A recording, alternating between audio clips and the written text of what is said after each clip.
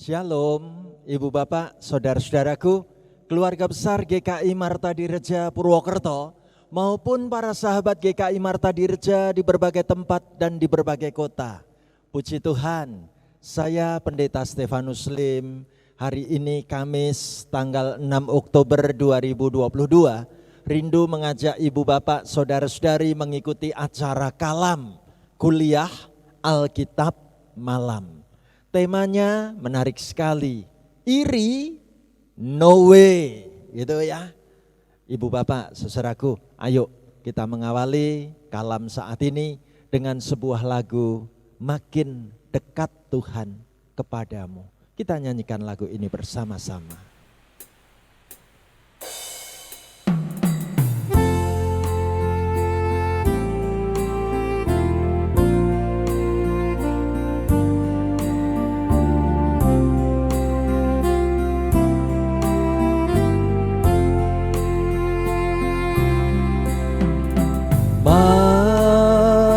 Makin dekat Tuhan kepadamu,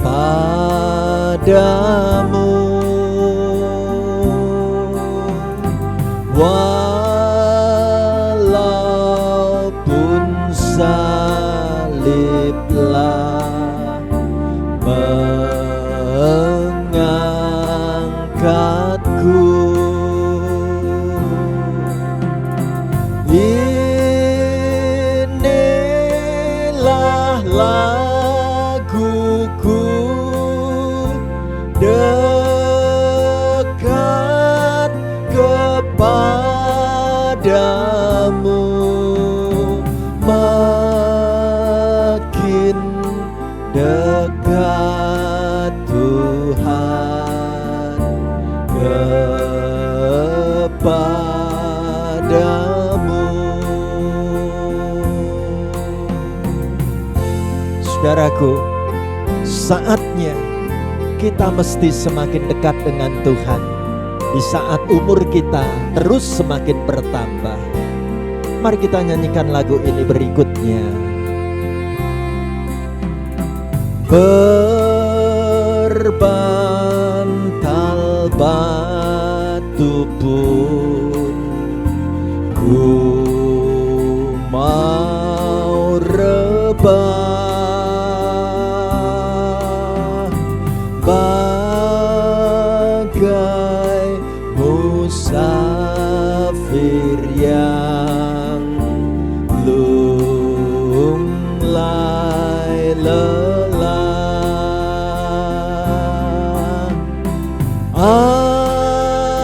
asal di mimpiku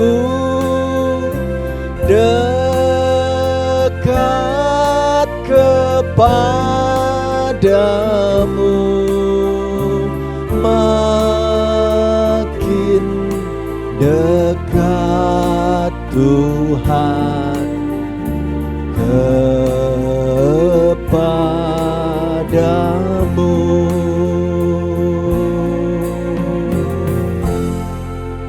Amin. Mari kita buka dengan kita berdoa bersama. Tuhan, kami ingin semakin dekat kepadamu. Tuhan yang akan membawa kami lebih dekat kepada Tuhan melalui pemberitaan firman-Mu. Hidup kami boleh dibentuk dan terus semakin disempurnakan menjadi anak Tuhan yang menyenangkan hati-Mu. Mari Tuhan, Engkau yang akan menanamkan benih firman-Mu dalam hati dan pikiran kami. Pakailah hamba-Mu menaburkan benih-benih firman-Mu. Kami siap sedia menyambut pelayanan firman Tuhan sore hari ini. Diberkati dalam nama Tuhan Yesus. Haleluya. Amin. Ibu Bapak, saudaraku terkasih, ayo kita sama-sama akan belajar mendalami firman Tuhan dari kitab Kejadian pasal 37 ayat 12 sampai dengan ayat 36 dengan tema iri no way, gitu ya. Nah, ayo Ibu Bapak, saudaraku terkasih, Kita baca firman Tuhan dan kita dalami ayat demi ayat demikian. Pada suatu kali pergilah saudara-saudaranya menggembalakan kambing domba ayahnya dekat Sikem. Ibu bapak, saudaraku terkasih, Alkitab menceritakan kepada kita semua bagaimana Yusuf ternyata diperlakukan berbeda dibandingkan dengan saudara-saudara kandungnya. Ya. Kalau Alkitab katakan saudara-saudara kandungnya dapat tugas menggembalakan kambing domba ayahnya, bahkan sampai jauh ke wilayah Sikem, tetapi Yusuf sama sekali tidak. Ibu bapak, saudaraku, kita tahu bukankah Yusuf anak kesayangan orang tuanya? Bukankah Yusuf anak emas yang sangat berbeda, yang sungguh-sungguh diperlakukan secara istimewa oleh orang tuanya? Nah, apa yang terjadi? Ayo kita lihat berikutnya. Alkitab katakan, lalu Israel berkata kepada Yusuf, bukankah saudara-saudaramu menggembalakan kambing domba dekat Sikem? Marilah engkau kusuruh kepada mereka. Saud Yusuf, ya Bapa. Ibu bapak, saudaraku terkasih, Alkitab sebutkan yang namanya Yakub atau sekarang namanya Israel sebagai orang tua akhirnya merasa bagaimana tidak bagus kalau Yusuf itu tampak jelas-jelas dilakukan berbeda dibanding saudara-saudaranya. Kalau Yusuf mendapat perlakuan istimewa terus-menerus di rumah, kayaknya itu bikin hal yang tidak bagus. Maka Alkitab katakan, Yakub atau Israel berkata kepada Yusuf, anak kesayangannya, engkau kusuruh untuk mendatangi kakak-kakakmu, saudara-saudaramu yang sedang mengembalakan kambing domba dekat Sikem. Dan Yusuf pun anak yang taat, ia mengatakan ya Bapa. Maka berangkatlah Yusuf ingin menyusul saudara-saudara kandungnya yang sedang menggembalakan kambing domba. Apa yang menarik? Tugas yang diberikan untuk Yusuf begini. Kata Israel kepadanya, pergilah engkau melihat apakah baik keadaan saudara-saudaramu dan keadaan kambing domba, dan bawalah kabar tentang itu kepadaku. Lalu Yakub menyuruh dia dari lembah Hebron dan Yusuf pun sampailah ke Sikem. Ibu bapak, saudaraku, Alkitab katakan Israel atau Yakub sebagai seorang ayah menugasi anak kesayangannya Yusuf. Sekarang pergilah, lihatlah keadaan saudara-saudaramu apakah mereka baik-baik saja. Juga tolong dilihat keadaan kambing domba, apakah juga baik-baik saja. Ibu bapak, saudaraku, kita boleh melihat ya, bagaimana Israel atau Yakub memperlakukan saudara-saudaranya Yusuf. Itu nilainya tidak jauh berbeda dengan kambing domba saja. Ya, kalau engkau tengok kambing domba itu sekaligus engkau tengok saudara-saudaramu. Nanti kasih kabar tentang itu. Jadi Yakub menyuruh berangkat supaya Yusuf segera berangkat dari lembah Hebron menuju kota Sikem. Inilah rute yang akan ditempuh oleh Yusuf.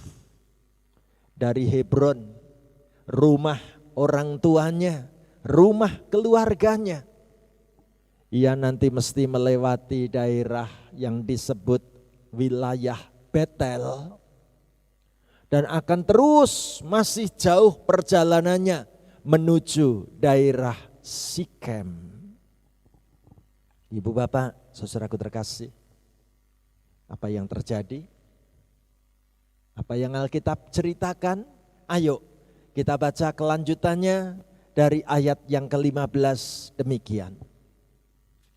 Ketika Yusuf berjalan ke sana kemari di padang, bertemulah ia dengan seorang laki-laki yang bertanya kepadanya, apakah yang kau cari?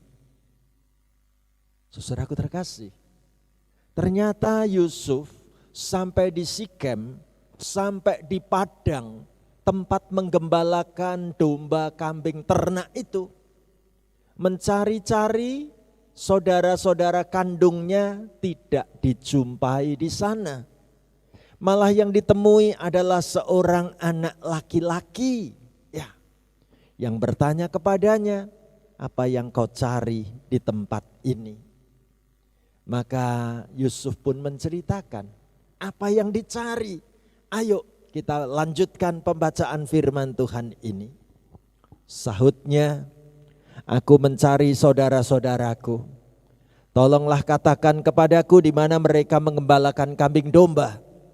Lalu kata orang itu, mereka telah berangkat dari sini sebab telah kudengar mereka berkata, marilah kita pergi ke Dotan. Maka Yusuf menyusul saudara-saudaranya itu dan didapatinyalah mereka di Dotan. Ibu bapak, saudaraku, rutenya tambah jauh. Ya. Dari Hebron lewat Betel, maksudnya kepingin ketemu saudara-saudaranya di wilayah Sikem. Ternyata menurut informasi anak laki-laki ini, saudara-saudaramu menggembalakan kambing domba, lanjut lagi sampai di wilayah Dotan. Ibu bapak, saudaraku, menarik. Yusuf, seorang anak yang ingin berbakti kepada orang tuanya yang begitu baik dan mengasihi, ia terus berangkat ke Dotan. Dan apa yang terjadi? Ayo kita baca ayat 18. Dari jauh ia telah kelihatan kepada mereka, tetapi sebelum ia dekat pada mereka, mereka telah bermufakat mencari daya upaya untuk membunuhnya. Ibu bapak, saudaraku terkasih, lihatlah. Yusuf yang bermaksud menengok, mengunjungi kakak-kakaknya, saudara-saudaranya di wilayah Dotan yang sedang menggembalakan kambing domba ternak mereka. Ternyata dari jauh sudah tampak terlihat bagaimana Yusuf akan mendatangi saudara-saudaranya. Dan mereka ternyata sudah punya rencana buruk, rencana jahat. Sebaiknya kita bunuh saja adik kita ini. Mana buktinya? Ayo kita baca kelanjutan kisah cerita ini ayat 19. Kata mereka seorang kepada yang lain, lihat, tukang mimpi kita itu datang. Ibu bapak, saudaraku terkasih, saudara-saudara Yusuf menamai adiknya ini si tukang mimpi, ya, tukang ngibul, kira-kira begitu ya. Karena adiknya memang pernah bercerita bagaimana nanti saudara-saudaranya akan datang sujud menyembah ke kakinya. Dan itu sangat melukai hati kakak-kakaknya. Bagaimana saudara-saudara kandung Yusuf menganggap Yusuf itu kurang ajar. Seorang adik yang meminta kakak-kakaknya harus sujud menyembah di kakinya. Apalagi Yusuf adik kita ini diperlakukan begitu istimewa oleh ayah kita. Diberi jubah yang paling bagus, membuat kakak-kakak dan saudara-saudaranya Yusuf ini menjadi sangat panas hati dan iri hati. Bagaimana kelanjutannya? Ayo kita baca ayat 20 dan 21. Sekarang marilah kita bunuh dia dan kita lemparkan ke dalam salah satu sumur ini. Lalu kita katakan seekor binatang buas telah menerkamnya. Dan kita akan lihat nanti bagaimana jadinya mimpinya itu. Ketika Ruben mendengar hal ini, ia ingin melepaskan Yusuf dari tangan mereka. Sebab itu katanya, janganlah kita bunuh dia. Ibu bapak, saudaraku terkasih, saudara-saudara kandung Yusuf penuh dengan kemarahan, penuh dengan hati yang iri. Mereka betul-betul sangat dendam, ingin menghabisi adiknya, yaitu Yusuf. Bagaimana mereka telah menyusun rencana, sebaiknya adik kita ini dibunuh saja, lalu dimasukkan ke dalam sumur di tempat ini. Nanti jubahnya kita ambil menjadi bukti kalau adik kita telah mati dimakan binatang buas. Coba nanti kita cek bagaimana mimpi-mimpinya yang kurang ajar itu. Ibu bapak, saudaraku terkasih, Alkitab memberitahu sekalipun saudara-saudaranya itu marah dan sangat kecewa kepada Yusuf, tapi Alkitab katakan adalah Ruben, saudara kandung Yusuf juga, yang ternyata tidak ingin membunuh adik kandungnya. Memberitahu kepada saudara-saudaranya, jangan kita membunuh dia. Gitu ya. Ibu bapak, saudaraku terkasih, apa yang terjadi? Ayo kita lanjutkan ayat 22 dan 23. Lagi kata Ruben kepada mereka, janganlah tumpahkan darah, lemparkanlah dia ke dalam sumur yang ada di padang gurun ini, tetapi janganlah apa-apakan dia. Maksudnya hendak melepaskan Yusuf dari tangan mereka dan membawanya kembali kepada ayahnya. Baru saja Yusuf sampai kepada saudara-saudaranya, mereka pun menanggalkan jubah Yusuf, jubah maha indah yang dipakainya itu. Ibu bapak, saudaraku terkasih, Ruben masih ingin menolong Yusuf. Tapi ternyata kakak-kakaknya sudah sangat marah dan kecewa. Apa yang mereka lakukan? Mereka pertama-tama segera menanggalkan jubah yang maha indah, pakaian yang membuat mereka iri dan merasa dibedakan. Dan apa yang terjadi? Ayo kita ikuti pada ayat 24. Dan mereka membawa dia dan melemparkan dia ke dalam sumur. Sumur itu kosong, tidak berair. Ibu bapak, saudaraku, dalam rasa marah, tidak lagi ingat bahwa itu adalah saudara kandung, bahwa itu adalah adik kandung sendiri. Mereka segera menangkap Yusuf dan memasukkan ke dalam sumur yang sudah kering, sumur yang tidak ada airnya. Mau dibunuh di dalam sumur itu. Apa yang terjadi? Kita lanjutkan di ayat 25. Kemudian duduklah mereka untuk makan. Ketika mereka mengangkat muka, kelihatanlah kepada mereka suatu kafilah orang Ismail datang dari Gilead dengan untanya yang membawa damar, balsam dan damar ladan dalam perjalanannya mengangkut barang-barang itu ke Mesir. Ibu bapak, saudaraku, pada saat mereka sedang makan, tampak ada rombongan kafilah, yaitu orang-orang Ismail yang berangkat dari wilayah Gilead. Sambil membawa unta-untanya, mereka akan menjual damar, balsam, damar ladan, dan mereka mau mengangkut barang-barang itu ke negeri Mesir. Apa yang terjadi, saudaraku terkasih? Alkitab menceritakan kelanjutannya demikian. Lalu kata Yehuda kepada saudara-saudaranya itu, apakah untungnya kalau kita membunuh adik kita itu dan menyembunyikan darahnya? Marilah kita jual dia kepada orang Ismail ini. Tetapi janganlah kita apa-apakan dia, karena ia saudara kita, darah daging kita. Dan saudara-saudaranya mendengarkan perkataannya itu. Ibu bapak, saudaraku, Alkitab kasih tahu, bukan cuman Ruben, tetapi juga Yehuda, kakaknya Yusuf, berkata kepada saudara-saudara kandungnya, buat apa dan apa untungnya kalau kita membunuh adik kita ini, bahkan terus menyembunyikan darahnya. Lebih baik kita jual kepada rombongan orang-orang Ismail ini. Ya.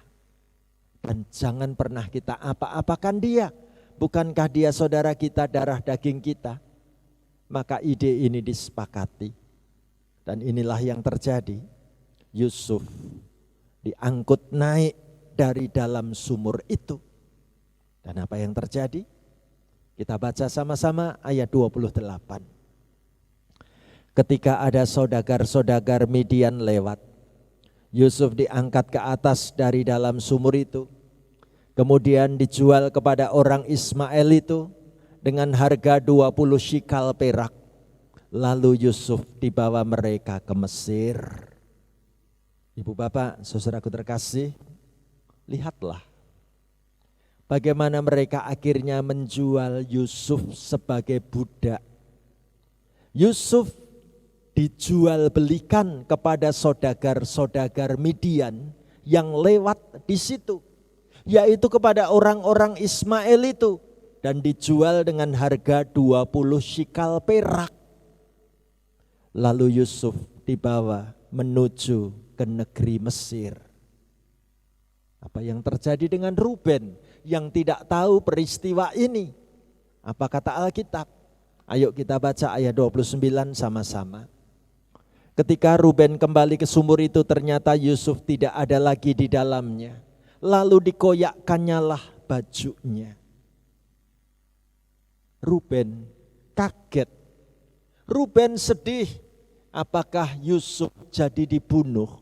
Kok sekarang sudah tidak ada lagi di dalam sumur ini? Ruben tidak mengetahui kalau adiknya sudah dijual. Apa yang terjadi? Kita baca sama-sama ayat 30 dan 31 ya. Dan kembalilah ia kepada saudara-saudaranya, katanya, anak itu tidak ada lagi, kemanakah aku ini? Kemudian mereka mengambil jubah Yusuf dan menyembelih seekor kambing, lalu mencelupkan jubah itu ke dalam darahnya. Saudaraku, Ruben yang sayang kepada Yusuf sangat sedih ketika ia tidak lagi menemukan adiknya di dalam sumur itu, sampai ia mengoyakkan pakaiannya sebagai tanda sedih perkabungan hatinya. Tetapi saudara-saudaranya yang lain memberitahu, dan bagaimana mereka mengatur strategi. Mereka saat itu segera mengambil jubah Yusuf yang mahal harganya, lalu menyembelih seekor kambing, lalu mencelupkan jubah itu ke dalam darah kambing tadi. Ibu bapak, saudaraku terkasih, apa yang terjadi? Bagaimana kelanjutan kisah ceritanya? Ayo kita baca ayat 32 dan 33 sama-sama ya. Jubah maha indah itu mereka suruh hantarkan kepada ayah mereka dengan pesan, ini kami dapati, silahkan Bapak periksa apakah jubah ini milik anak Bapak atau tidak. Ketika Yakub memeriksa jubah itu, ia berkata, ini jubah anakku. Binatang buas telah memakannya, tentulah Yusuf telah diterkam. Hancurlah hati sang papa ketika dikirimi jubah kesayangan, jubah maha indah milik anak tercinta, ternyata berlumuran darah. Sang ayah langsung menyimpulkan, anakku mati diterkam oleh binatang buas. Dan apa yang terjadi saudaraku? Ini kisah kelanjutannya. Dan Yakub mengoyakkan jubahnya, lalu mengenakan kain kabung pada pinggangnya, dan berkabunglah ia berhari-hari lamanya karena anaknya itu. Sekalian anaknya laki-laki dan perempuan berusaha menghiburkan dia. Tetapi ia menolak dihiburkan serta katanya, tidak, aku akan berkabung sampai aku turun mendapatkan anakku ke dalam dunia orang mati. Demikianlah Yusuf ditangisi oleh ayahnya. Ibu bapak, saudaraku terkasih, cintanya ayah kepada anak kesayangan tampak dalam kisah cerita ini. Bagaimana hancur hati sang papa ketika tahu kalau jubah maha indah pemberianku untuk anak tercintaku sekarang berlumuran darah. Berarti Yusuf anak tercintaku sudah mati. Bagaimana saudara-saudaranya yang membuat rekayasa cerita ini mencoba menghibur hati sang papa. Papanya yang tampak sedang dalam suasana berduka dan berkabung. Sang papa yang membiarkan dirinya berhari-hari berkabung dengan mengenakan kain kabung. Mereka mendatangi sang papa berusaha menghibur. Tetapi kata-kata sang papa sangat mengagetkan. Tidak, aku akan berkabung sampai aku turun mendapatkan anakku ke dalam dunia orang mati. Dan bagaimana kelanjutannya? Ibu bapak, saudaraku, ternyata ini yang terjadi. Yusuf tidak mati. Ya. Adapun Yusuf, ia dijual oleh orang Midian itu ke Mesir, kepada Potifar, seorang pegawai istana Firaun, kepala pengawal raja. Sekarang kita tahu perjalanan Yusuf lebih jauh lagi. Sudah sampai Dotan, sekarang harus dibawa melewati Ramses hingga melewati daerah Heliopolis atau kota On, yaitu di wilayah Mesir. Itulah kisah cerita sang anak kesayangan keluarga sekarang menjadi budak di Mesir. Ibu bapak, saudaraku, fokus kita kali ini, ayo kita melihat sikap dari saudara-saudara kandungnya Yusuf. Mengapa mereka sampai melakukan ini semua?